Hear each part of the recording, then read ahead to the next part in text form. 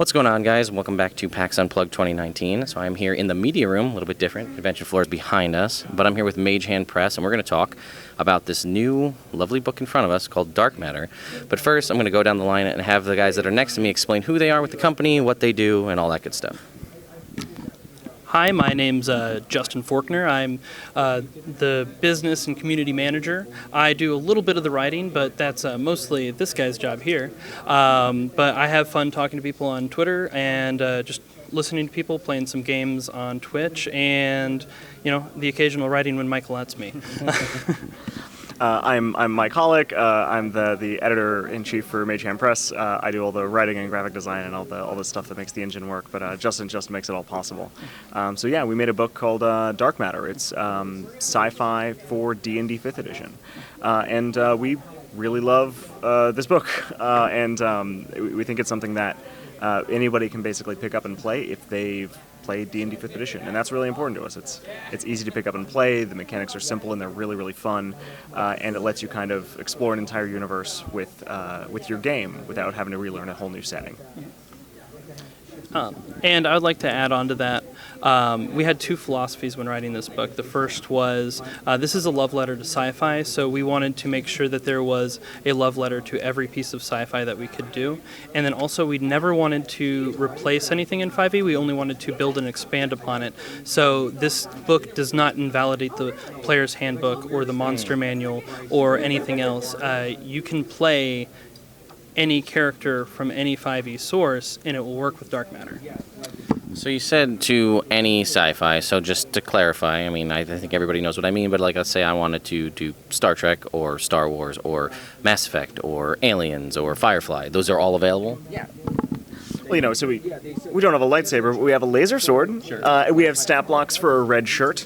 There's a kind of a mass relay system in the Maw network, and we have a xenomorph replacement in the Vorteract. So yeah, we wanted to include as many homages to as much sci-fi as we possibly could, and make them all modular, so you can include what you want in your campaign. If you want to do hard sci-fi with it, you can. If you want to do soft sci-fi and sci-fantasy, that's what it's designed for. You can absolutely do that. So it's we wanted to create a game for DMs who want to have fun kind of exploring the universe and deciding what they want to do with it, kind of no matter what they end up doing with it.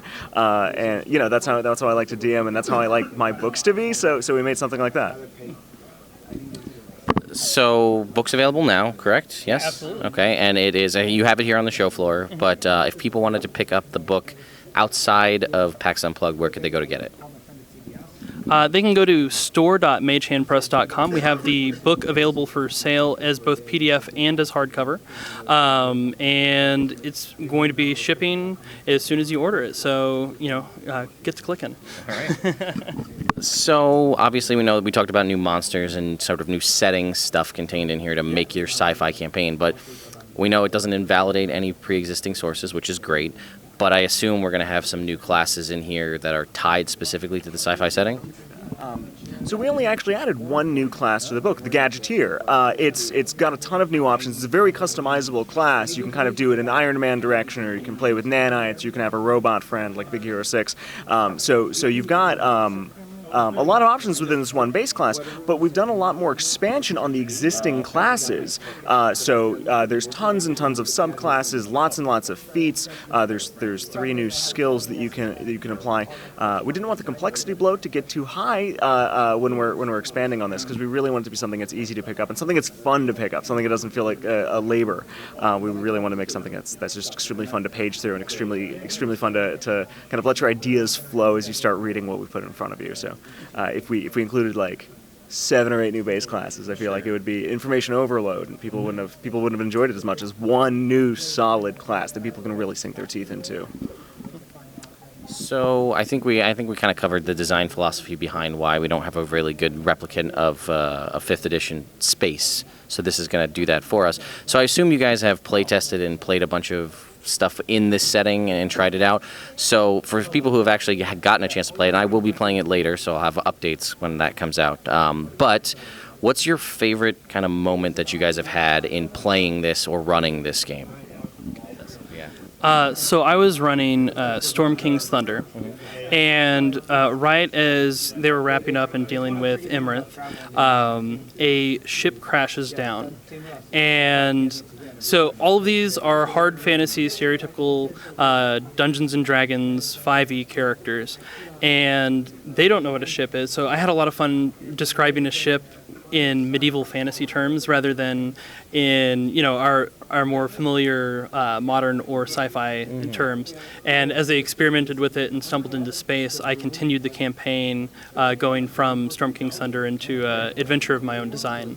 And they had a blast with it, playing fantasy characters, learning all about sci-fi. Very. I've got Do you have a favorite? Yeah, mine is based on this one specific monster we have in the book called the Wizmos. They're these adorable little scrap robots that kind of adopt a master as their own, and they're built by the Fae. They're mischievous. They like to steal stuff, and they like to cause trouble. And I gave a mob of Wizmos to one of my characters in my home game, and I gave him a big round D100 and let him roll it and just kind of decide what these guys ended up doing. And it was a blast every time they did something. He once rolled an actual 100, and they scrapped together a rocket launcher and blasted something apart. There's a lot of room for that sort of like just crazy gonzo nonsense, and I love building both games and mechanics that kind of do that. So I had a really fun time with those, and they were just really fun in the game. So you're saying that Wizmos are better than Thwirls, then? Don't you ever get me to say that on camera. I made another monster in the book called the Thwirls, which are my favorite, and then Justin is the one behind the Wizmos, so it's a friendly rivalry. So, this all sounds great. This is just going to give you the setting. It's going to give you, seems like there's going to be monsters, some base class expansions. Do you guys have plans, and maybe you can't talk about it, maybe you can, in the future to release like modules or adventure paths kind of stuff, so that if someone wants to do this but they don't maybe have the creativity or they're a little nervous to try to build their own story, you'll give them sort of like a pre-written campaign kind of a thing? So we actually hired on a fantastic freelance writer to write our first adventure path for Dark Matter. His name's Donathan Fry. He's pretty active in the streaming community, Tales for the Grim, if you're familiar. And as soon as he has that written, we are excited to share it with the world, because every time he gives us a little peek at what he's doing, we get very, very excited. He's got some very good ideas that we can't wait to share with everybody. He's a fantastic writer. I can't wait to see what he does with it. He's gotten a great skeleton of the plot together, and I really can't wait to see what he does with it. It's going to be extremely fun. All right. So is there anything else you want people to know about Mage Hand Press or Dark Matter or anything before we kind of bring this interview to a close? So we've been writing for 4 years, and we have material for all sorts of things. We've primarily focused on player options. We have all sorts of new base classes to explore concepts that maybe subclasses don't quite scratch that itch. This is our first big book, and we're very excited to share it with the world, but we have more coming in the future, and we'll talk more about with that soon. Okay. Yeah, find us, buy our book. You won't regret it. Buy our book. There will be links in the description to check out all of the stuff that we've talked about, so you can go pick it up for yourself. And again, later on today, I may append to the end of this video or make a separate video where I've got about a 2-hour playtest of Dark Matter scheduled with a bunch of folks that you know from streaming on my channel. So I'll get everybody's opinion, and we'll see how that goes. Thank you guys so much for the interview, and more to come soon from Mage Hand Press.